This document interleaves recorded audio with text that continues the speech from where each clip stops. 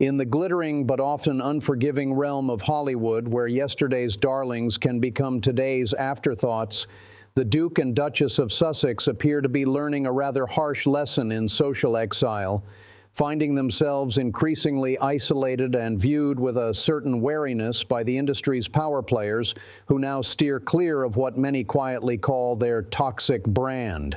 Good evening, my friends, or good day wherever you might be joining us from. It's always a genuine pleasure to sit down with such discerning company as yourselves for these candid reflections on matters that continue to captivate. One does wonder, doesn't one, how it all came to this.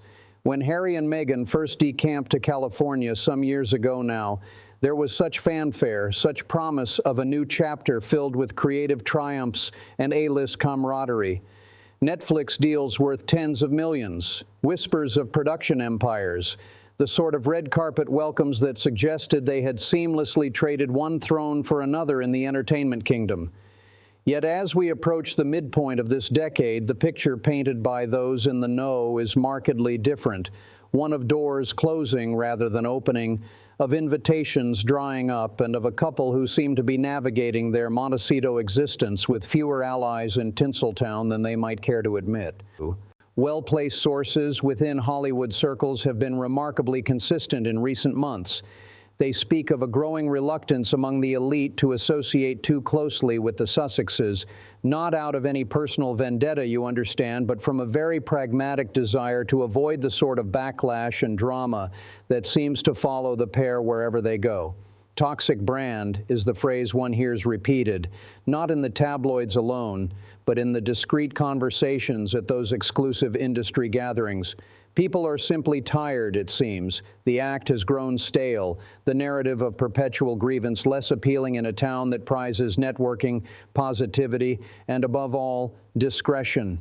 Take, for instance, the rather telling episode surrounding Kris Jenner's milestone birthday celebration in Beverly Hills late last year. The Sussexes were in attendance, which on the surface might suggest they still command some social currency.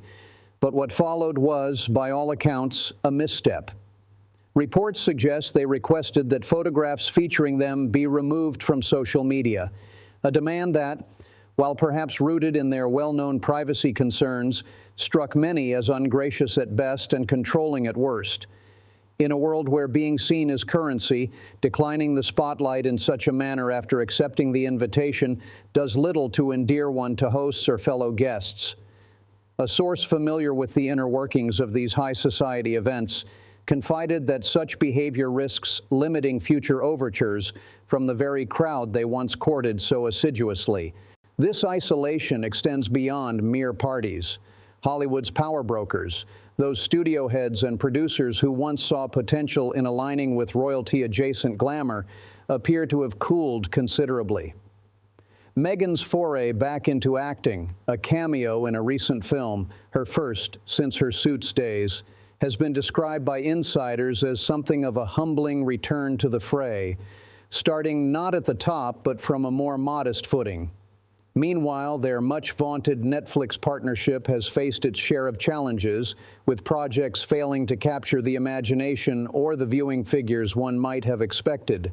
A well-meaning staff member from past collaborations has hinted that the couple's high expectations and particular way of working have led to a certain fatigue among potential collaborators. And then there is the matter of staff turnover, which has been nothing short of remarkable. Whispers of up to 25 departures in recent times paint a picture of an environment where loyalty is hard won and even harder kept. Sources behind closed doors in their California circle suggest a household that can be demanding, to put it mildly, demands for perfection that, while understandable in their position, have reportedly left more than a few feeling rather drained.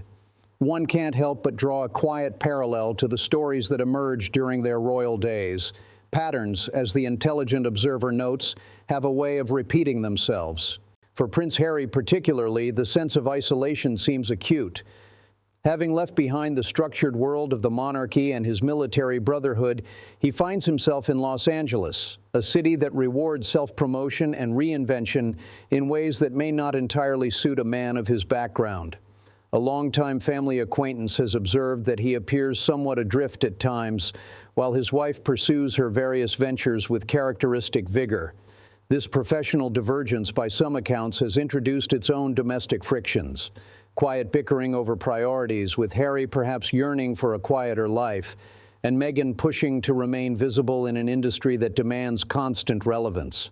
Financial pressures, too, lurk beneath the surface of this Hollywood cold shoulder. With big paydays dwindling and ventures not quite delivering the anticipated returns, the need to regroup becomes pressing. Yet in a town where perception is everything, being seen as desperate or difficult only compounds the challenge. Publicists and industry veterans have likened their current standing to the unpopular set in a rather exclusive high school, once the new exciting arrivals, now watched with a certain detachment or avoidance. It is a far cry from the it couple status they enjoyed in the early days of their romance, or even the Fab Four dynamic within the royal fold. A former royal butler, Grant Harold, recently reflected on how they have transitioned from central figures to ones operating very much on their own terms in America, isolated, in his words, and forging their path independently. Whether that independence is by choice or circumstance remains a matter for speculation, but the results speak for themselves. One must acknowledge the human element here. For all the cynicism that can creep into these discussions, there is a certain poignancy to watching two people who walked away from one institution only to struggle in forging a place in another. Hollywood, for all its liberal credentials on paper, operates on its own set of unwritten rules. Deliver value, don't alienate the wrong people, and above all, keep the drama on the screen rather than in the green room. The Sussexes' tendency towards public disclosures and legal battles, however justified they may feel them to be, has reportedly left a residue of caution among those who prefer to keep their circles drama-free. As 2026 unfolds, the question on many lips in those discreet Los Angeles drawing rooms is whether the couple can rehabilitate their image or if the isolation will deepen. There are murmurs of regrouping efforts, new projects in the pipeline, but one detects a note of desperation in some reports, a determination to prove the doubters wrong that may, ironically, push potential allies further away. My friends, the soap opera of modern royalty turned celebrities continues to unfold in unexpected ways. What began as a fairy tale exit has morphed into something far more complex, a tale of ambition clashing with reality, of social capital spent perhaps too freely. We shall, of course, continue to watch with interest, as one does with all compelling dramas. Thank you for spending this time with me. Your thoughts, as always, are most welcome in the comments below. Do share your perspectives on this evolving story. Until next time, take care.